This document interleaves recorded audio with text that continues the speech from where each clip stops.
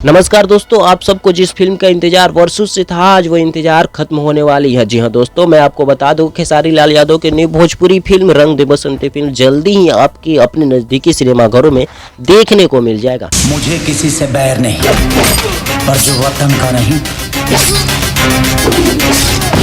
उसकी खैर नहीं।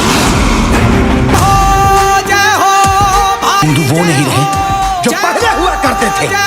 अब हिंदुत्व है जिसे दुनिया की कोई भी ताकत टुकड़ा टुकड़ा नहीं कर सकती। जय श्री राम।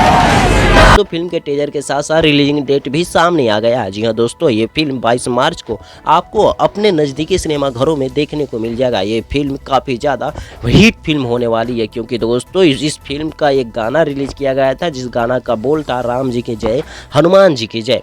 इस सॉन्ग को खुद खेसारी लाल यादव ना गाकर दिलेर मेहंदी से इस सॉन्ग को गवाए थे। अब आपके मन में एक तो प्रश्न उठ रहा होगा कि ये दिलेर मेहंदी है कौन। तो मैं आपको बता दूं दोस्तों कि दिलेर मेहंदी एक बहुत बड़ी हस्ती है जो हिंदी, हरियाणी और पंजाबी सॉन्ग और पंजाबी फिल्म कर चुके हैं। और ये जो रंग दे बसंती फिल्म है, इस फिल्म को बजट यानी कि इस फिल्म का टोटल लागत है 7 करोड़ रुपया, जो एक बहुत बड़ा अमाउंट होता है दोस्तों।